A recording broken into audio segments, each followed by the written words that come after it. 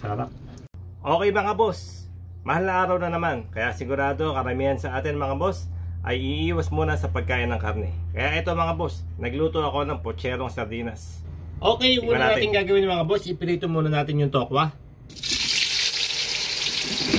Optional lang boss yung tokwa na yan, nakita ko lang yun sa rep. Okay, goods na yan, hanguin na natin mga boss. Ngayon naman mga boss, isunod na natin yung carrot, saging, tsaka kamote. Yung ibang sangkap mga boss, nakita ko lang ito sa aming rep. Tira-tira ba?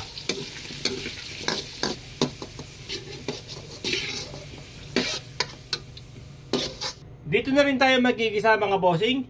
Unahin na natin ang sibuyas.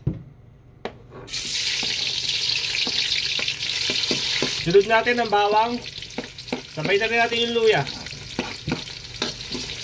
Panggisa natin, patis.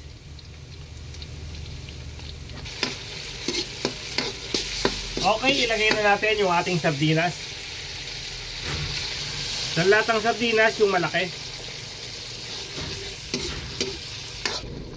Isang latang tubig mga boss. Siyempre, lalagyan natin yan ng paminta. Bechin, tunay na sangkap, tunay na pampalasa mga bossing. Depende sa inyo. Konting asin. Sugar mga boss. Siguro isang kutsara o dalawang kutsara, depende sa inyo. Kahit puti o pula, okay lang yan. Habol natin mga boss, may nakita akong red bell pepper na maliit sa rep. Ilagay na natin, sayang. Ilagay na natin ng tokwa. Isunod na din natin yung saging, carrots at kamote na pinirito natin kanina. Konting halo lang. Okay mga boss, hindi na rin natin ganong papatagalin yan. Ilagay na natin yung pechay.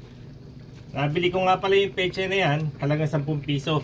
Tapos yung kamote, 10 piso din. Yung saging, 10 piso din. Yung tokwa, nakita ko lang naman yan sa rep.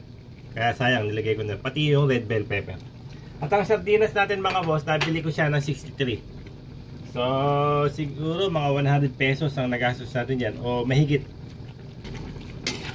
Napakamura, pero hindi ito magpapahuli sa mga karne o isda na potsero. Okay mga bossing, ito na ang ating potsyerong sardinas. Madali lang siyang lutuin at mura pa.